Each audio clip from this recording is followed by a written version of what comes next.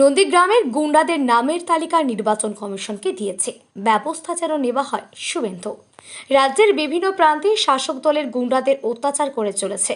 অন্যান্য প্রান্তের পাশাপাশি নন্দীগ্রামে কিছু গুন্ডা রয়েছে, তারা মহিলা থেকে সাধারণ মানুষের ওপর অত্যাচার মারধরের মতো ঘটনা ঘটিয়ে চলেছে। নন্দীগ্রামে গুন্ডাদের একটা তালিকা নির্বাচন কমিশনের কাছে জমা করেছে। আগামী 22 ও 23 এপ্রিল যেন নন্দীগ্রামে না দেখতে পায়। রবিবার নন্দীগ্রামের 2 নম্বর ব্লকের কমলপুরে কর্মী সভায় উপস্থিত হয়ে এমনই মন্তব্য করেন রাজ্যের বিরোধী দলনেতা তথা নন্দীগ্রাম ও ভবানীপুর বিধানসভার বিজেপি প্রার্থী শুভেন্দু অধিকারী। পাশাপাশি এদিন তিনি রাজ্যে ঘটে যাওয়া ঘটনার সাংবাদিকদের প্রশ্নের উত্তর দেন শুভেন্দু। কমিশনের প্রতিনিধিরা ঘুরে দেখলেন এবং সেখানে সাধারণ মানুষরা বলছেন যদি ভোট সঠিকভাবে দিতে পারেন তারপরে কি হবে নিরাপত্তা। আর এখানে কোপারেটিভের ভোটে সাতাঙ্গা বাড়ির হিন্দুদেরকে ভোট দিতে দেয়, সামান্য কোপারেটিভের ভোটে।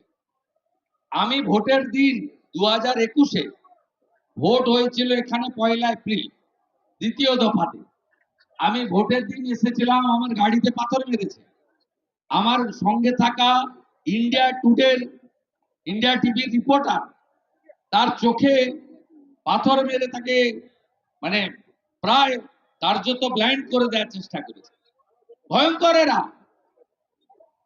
একটু আগে সিআরপিএফ এর সামনে লাফাচ্ছে কাপড় চোপড় তুলে। এদের এত নিম্নমানের এরা, এদের একমাত্র লঙ্কা গুঁড়া ছাড়া এদের কোনো ওষুধ নেই।